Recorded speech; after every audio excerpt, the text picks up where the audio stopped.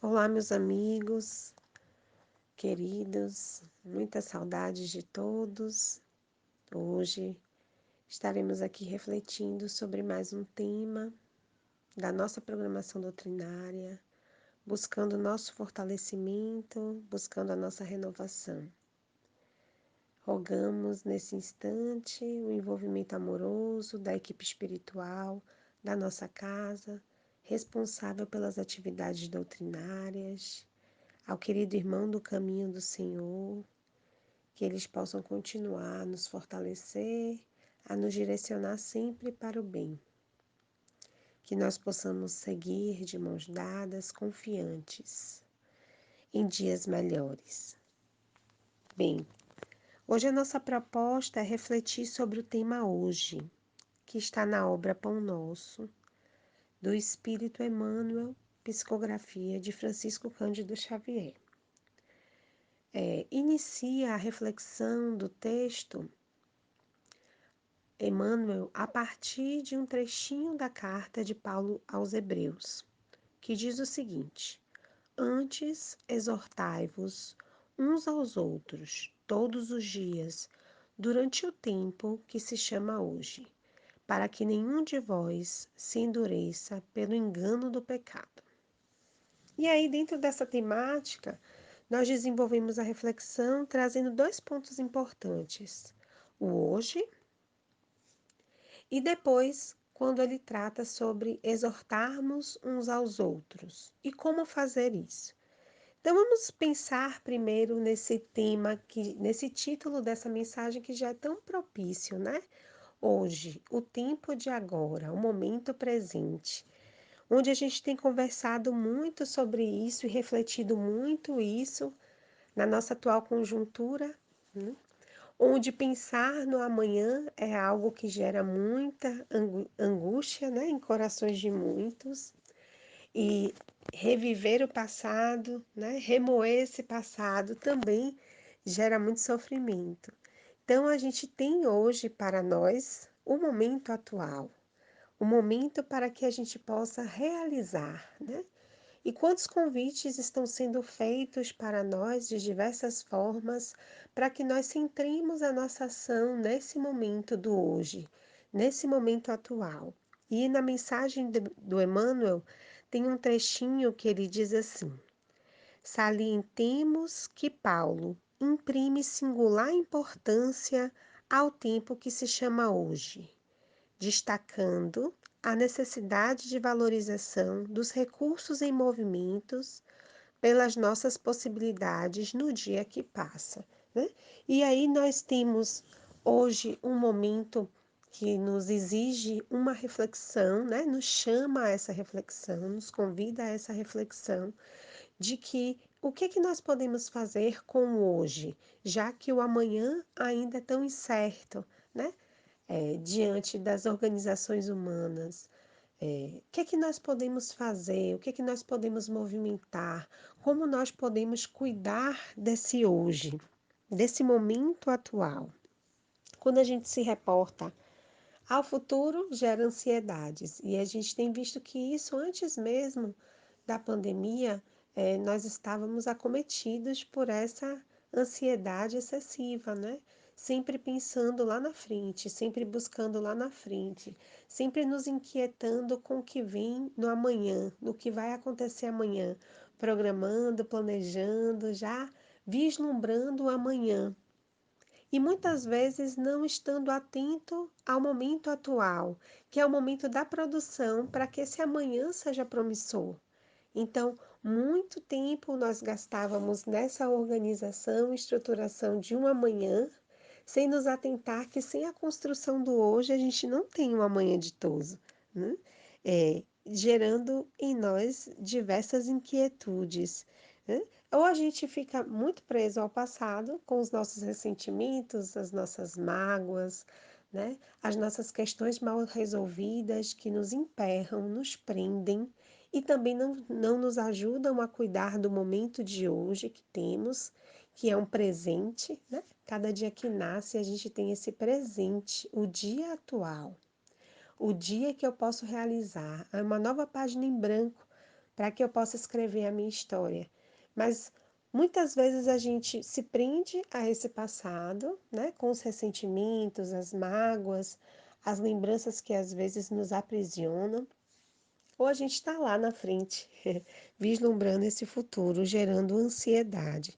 E aí o Evangelho nos traz essa reflexão para que a gente possa pensar mais sobre isso, que também acho que tem sido uma reflexão muito oportuna para nós nesse momento de profundas reflexões sobre nós, o nosso íntimo, o que nós queremos, o que é prioridade na nossa caminhada. No capítulo Buscai e Achareis, nós vamos encontrar lá no título Observai os pássaros do céu, no item 6. E é um trechinho logo no final do item 6, que diz assim: Procurai, pois, primeiramente o reino de Deus e a sua justiça, e todas essas coisas vos serão dadas por acréscimo.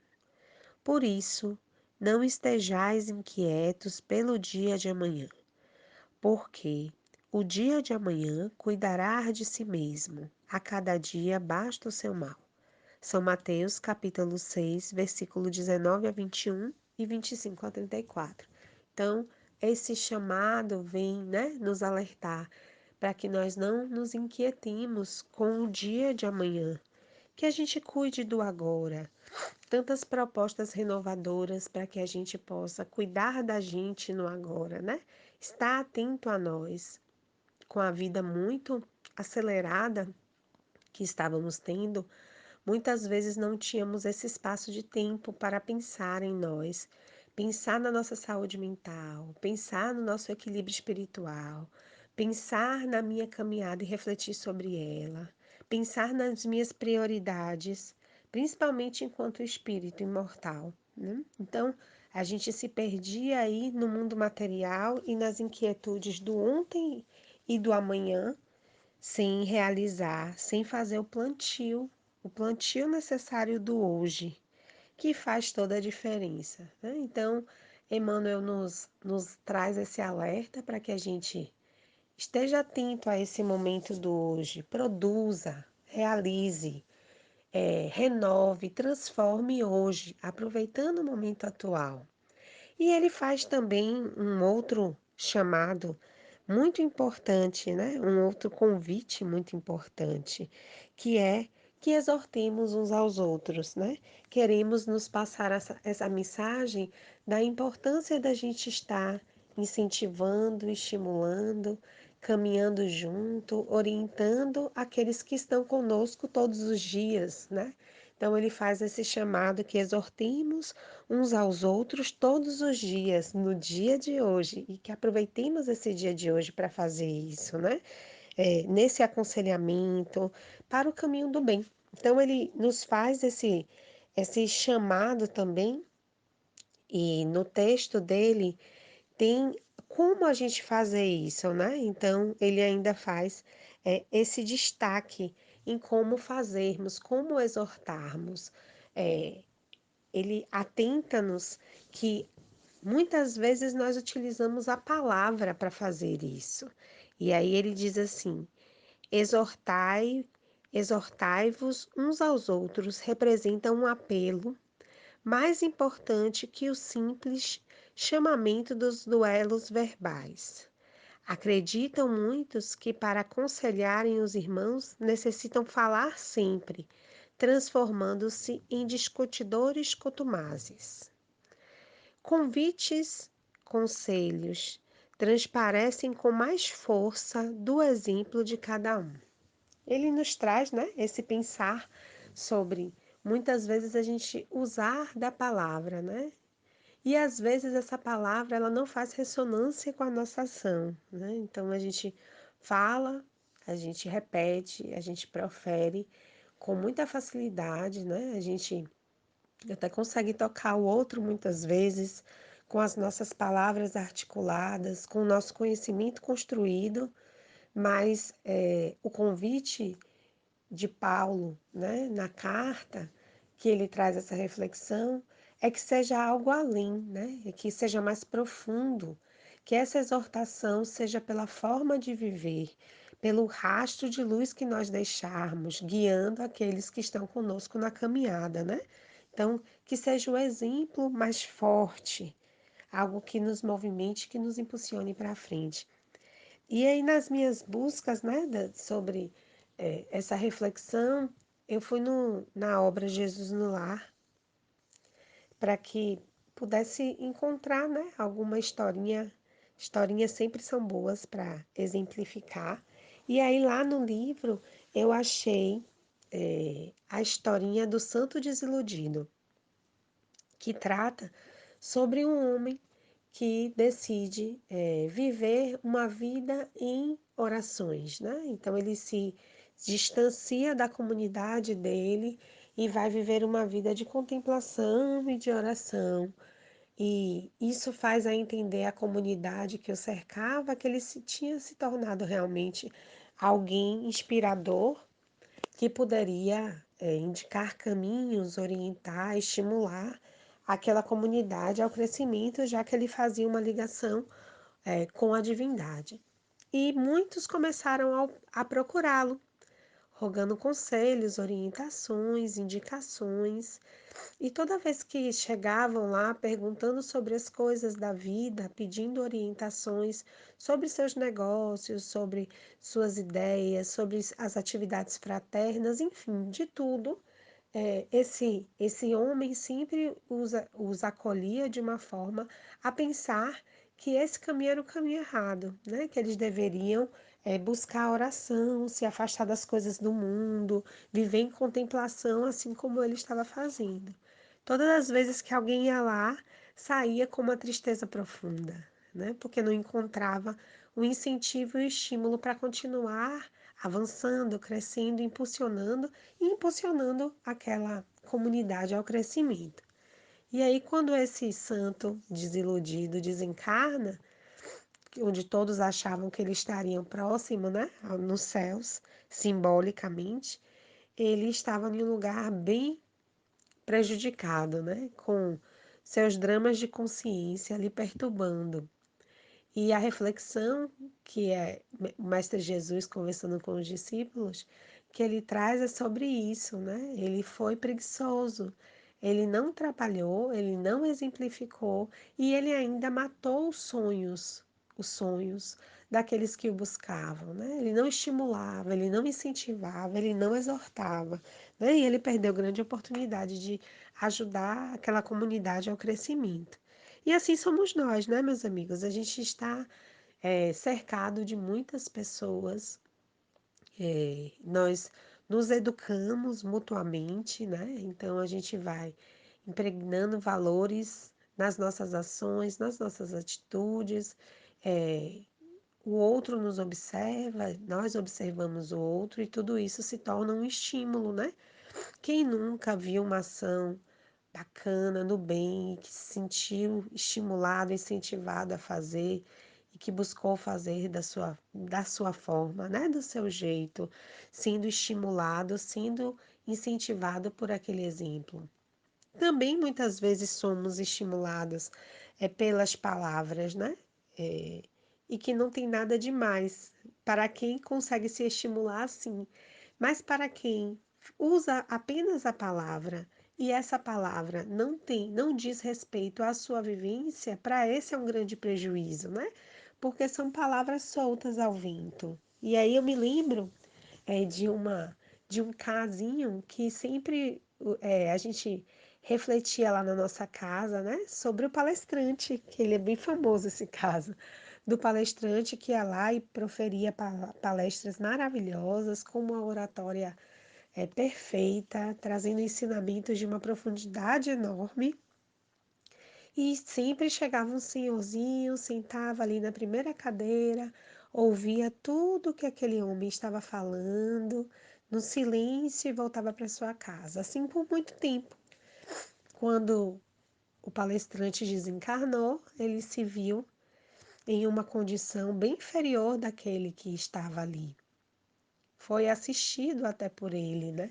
E ele não entendia como é que podia isso acontecer se ele, que estava proferindo, trazendo os ensinamentos, né? e ele questiona. E quando ele questiona, ele tem a resposta. Enquanto você falava, esse irmão estava fazendo. E assim nós temos diversos exemplos, né? Diversas pessoas que nos indicam caminhos a partir das suas vivências e como isso é mais concreto. E a gente tem um exemplo maior que foi o Mestre Jesus, né? Que não escreveu nada, não tem registros dele, mas a sua vida foi tão intensa em exemplificar, tão intensa em vivenciar as verdades e o bem que ele trazia, que ficou, né, concretizada aí na história, né? E, e em nossos corações também, a gente só precisa se fortalecer para que a gente vivencie isso também. Né? Outro exemplo que eu trago de atenção para nós é nas relações de pais e filhos, né? É uma relação muito íntima e profunda e que muitas vezes a palavra não tem tanta efetividade quanto o exemplo, né? Enquanto a gente pensa que os nossos filhos não estão vendo, eles estão vendo tudo que a gente faz e eles estão aprendendo com essas atitudes. Então, é importantíssimo a gente estar atento a isso, porque às vezes a gente está falando uma coisa e está fazendo outra, e a gente observa, e é muito fácil de ver isso, nas ações deles, o que nós estamos fazendo, né? Então, essa atenção é muito importante, porque nós assumimos essa tarefa de direcionar essas almas para o bem, né? Então, o que estamos fazendo dessa oportunidade bendita, né? Como estamos utilizando essa oportunidade para esse espírito que nós amamos e desejamos o bem e que precisamos entender que enquanto educamos, enquanto estamos na tarefa de educá-los, nós precisamos estar fazendo também a nossa educação íntima, né? Para que eles possam ver em nós o que nós falamos e seguir esse exemplo. É uma forma da gente exortar, né? É uma forma da gente incentivar e estimular eles através da forma que a gente vive e através do que a gente faz. Que a gente esteja atento, né, para vivenciar essa mensagem. A mensagem da Boa Nova é uma mensagem de muita esperança, de muita renovação. E quando nós nos dedicamos para viver essa mensagem, a gente consegue marcar, né, aqueles que estão com a gente dia a dia e ser marcados também com essa impressão positiva. Então fica o alerta, o chamado e o convite do nosso querido Emmanuel para que nós possamos vivenciar, buscar vivenciar. E nos dias atuais, esse exortar tem sido de extrema importância, né?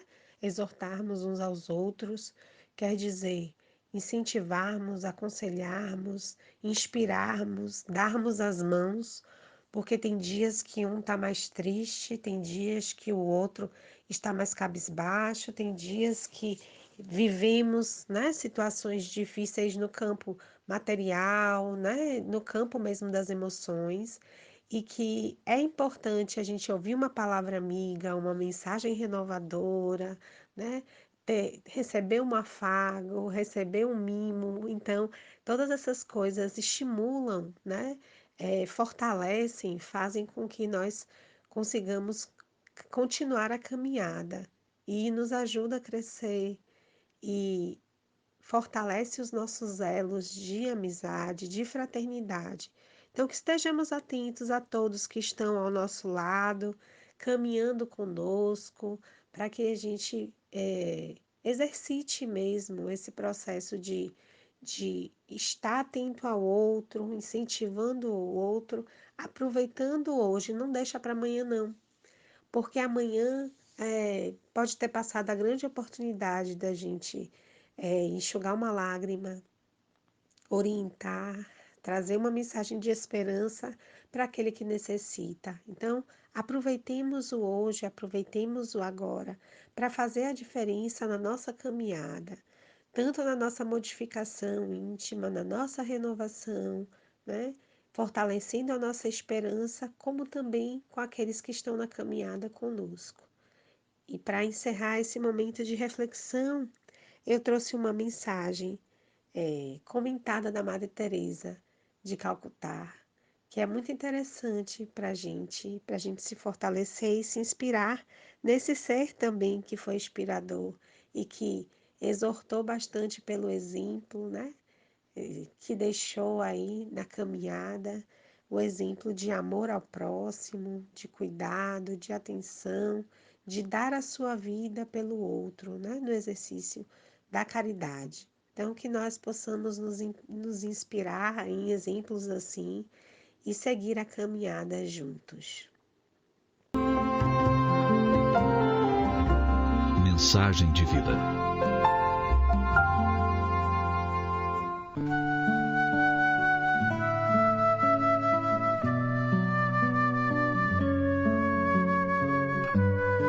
Madre Teresa de Calcutá, que foi Prêmio Nobel da Paz, entre tantos exemplos, deixou também escritos de grande valor. Escreveu ela: "Você sabe qual é o dia mais belo? Hoje." Tinha razão. Nada se iguala ao dia que se está vivendo. O ontem é passado. Já nos trouxe a experiência, e o amanhã ainda não é realidade.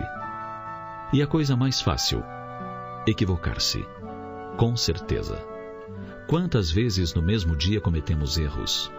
Por pressa, damos informações incorretas. Por descuido, fazemos uma anotação indevida e assim por diante. Qual é o presente mais belo? O perdão. Sim, o perdão é sempre extraordinário para quem o recebe e que normalmente aguarda ansioso por isso, desejando de alguma forma se redimir da falta praticada. É suficiente que lembremos como ficamos preocupados quando ferimos um amigo e ficamos esperando a chance de nos ver de novo ao lado dele, para de alguma forma compensar o que fizemos de errado. Quais as pessoas mais necessárias? Os pais. São eles que nos transmitem a vida, nos formam o corpo, nos alimentam, nos educam. São eles que nos protegem nos primeiros anos, quando somos tão frágeis, incapazes de viver e caminhar por nós mesmos. São eles que nos seguem anos afora, sempre amigos, atentos, cuidadosos. E os maiores professores? As crianças. Sem dúvida, as crianças, pela sua forma descontraída de agir, nos dão muitos exemplos da melhor maneira de nos portarmos na vida. As crianças são simples, expressam com facilidade seu carinho, lutam pelo que desejam, não têm vergonha de chorar. O melhor remédio? O otimismo. Quem leva a vida com otimismo jamais se entrega ao desalento. Consegue sempre forças renovadas para lutar e vencer. A expressão mais eficaz? O sorriso. O sorriso conquista simpatias. Quando nos encontramos em lugares estranhos, entre desconhecidos, quando todos parecem um pouco assustados, o sorriso de alguém traz reconforto. E pode ser o início de um diálogo logo adiante. A força mais potente do universo? A fé. Não foi por outro motivo que Jesus, falando a respeito da fé, disse que se tivéssemos fé do tamanho de um grão de mostarda, conseguiríamos mover montanhas. Lembremos que o grão de mostarda é uma das menores sementes, é minúscula. Finalmente, a coisa mais bela? O amor. O amor coloca cores na paisagem, o amor alimenta e dá forças. Por amor, uma criatura se entrega a outra criatura e se torna co-criadora com Deus. Por amor, um espírito excelso veio à terra, cantou e viveu o amor, deixando ao partir o mais belo poema do amor que a terra já conheceu: o Evangelho.